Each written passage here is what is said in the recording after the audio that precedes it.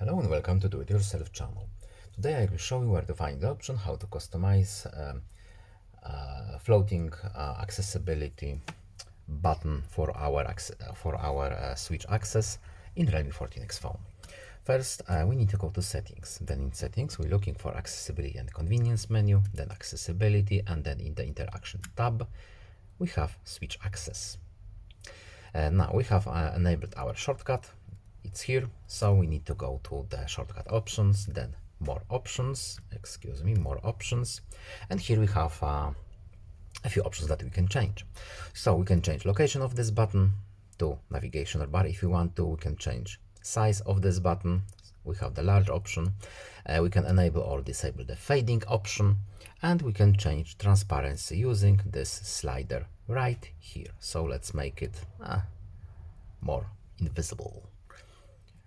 And that's all.